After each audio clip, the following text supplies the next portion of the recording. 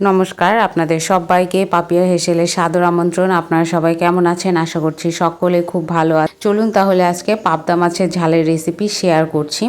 প্রথমে এখানে পাবদা মাছটাকে কেটে ধুয়ে পরিষ্কার করে নেবার পর এটাকে ভালো করে লবণ আর হলুদ ভালো করে এখানে মাখিয়ে নিতে হবে। এই যে দেখুন, লবণ আর হলুদটাকে মাখিয়ে নিচ্ছি। মাখিয়ে নেবার পরে এটাকে 10 থেকে 15 মিনিট মতন আমি রেস্টের জন্য রেখে দেব। আপনারা চাইলে তার থেকে বেশি টাইম ধরেও এটাকে রাখতে পারেন, তবে 10 মিনিট মাস্ট। তো এখানে লবণ আর হলুদটাকে ভালো করে মাখিয়ে আমি এটা রেস্টের জন্য রেখে দিচ্ছি। এরপরে আমি কড়াইয়ে দিয়ে দেব সর্ষের তেল। তেলটা একটু বেশি পরিমাণে দিয়েছি। তেলটা গরম হয়ে গেলে আমি পাবদা মাছগুলোকে এক এক করে দিয়ে এগুলোকে একটু ভালো করে ভেজে নেব। একটু হালকা করে ভাজতে হবে, খুব একটা কড়া করে ভাজলে চলবে না, তাহলে এটা একটু কড়া করে ভাজলে এটা একটু শক্ত ভাব হয়ে যাবে। সেই জন্য এটাকে একটুখানি নরম করে উল্টে পাল্টে ভেজে নিলেই হবে।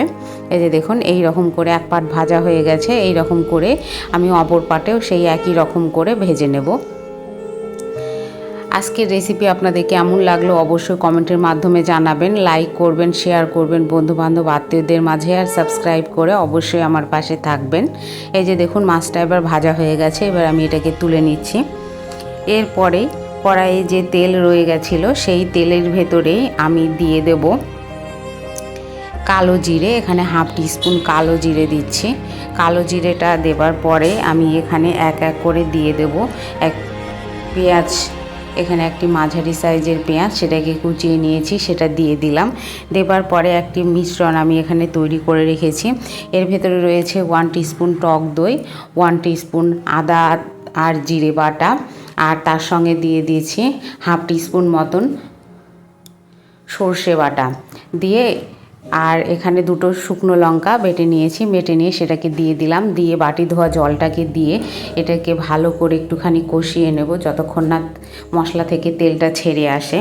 পরে এর ভেতরে আমি 1 কাপ মতন জল দিয়ে দিলাম। দিয়ে গ্রেভিটাকে ভালো করে ফুটিয়ে নিয়েছি। আর তার আগে এর ভেতরে পরিমাণ মতন লবণ ও হলুদ অ্যাড করে দিয়েছিলাম।